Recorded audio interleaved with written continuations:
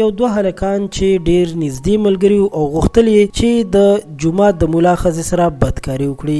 دغه دوه هلکان چې نومونه یې پټوو ځکه چې دا یو ویب سایټ سره ټول خبر او ویډیو شریکه شوې، تاسو سره هم دلته شریکوم. دوی ډیر زیات ښه دوستانو او په خپل منځ کې ډیره مینه وه. په دې کې د یو دوست بل ته وویل چې زه غواړم د پلانکي مولا ښځې سره بدکاري وکړم ځکه چې هغې ما سره لاره جوړه کړې ده. د بل ملګري ورته وویل چې دا خو ډیره ناروا خبره ده چې ته داسې کار کوي، خو د اولني ملګري ورته وویل چې دا هیڅ ناروا نه ده او ته به ما سره په دې کې مرسته کوي ځکه چې زه کله د مولا کور ته ورځم نو ته به مولانا صاحب سره کینې او هغه به په خبرو مشغولوي. که څه هم د دویم ملګري ډیر انکار وکړو خو لومړي ملګري خبره ونه منله او ورته ویل چې که ته دا کار نه کوي نو زما او ستا یاري دوستي به ختمه شي. اخر د دویم ملګري د مجبورۍ نه خبره ومنله او د هغې نه پس داسې شول چې د مازیګر او ماښام نه پس به دغه هلک د مولا صاحب سره کېناستو او مختلف قسم پوښتنې به یې ترېنه کولې او مولا به یې مشغول ساتلو. څه موده پس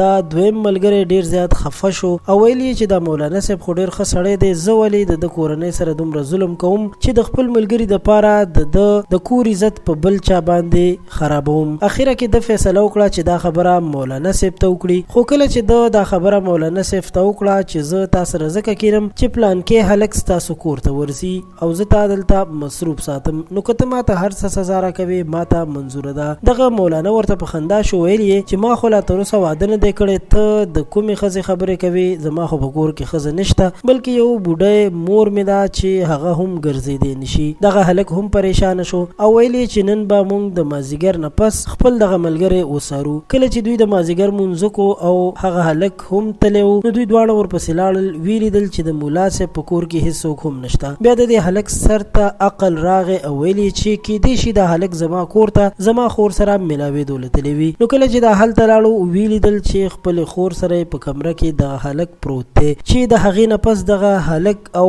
خور یې یو ځای ونیول شول. نو قدرمنو دوستانو د دې ویډیو مقصد دا دی چې که څوک چاته په سپک نظر ګوري یا په یو سپک کار کې څوک چا سره شریکیږي نو که هغه خپله دغه کار اوم نه کړي نو بیا هم داسې دا لکه چې پکې شریک وي. نو د دې له وجې نه ډېر زیات احتیاط کول پکار دي او د بل چا عزت ته غل کېدل نه دي پکار. که تاسو دا ویډیو خوښه شوې وي نو پښتو پوسټ چینل در سره هم سبسکرایب کړئ. ډېره مننه.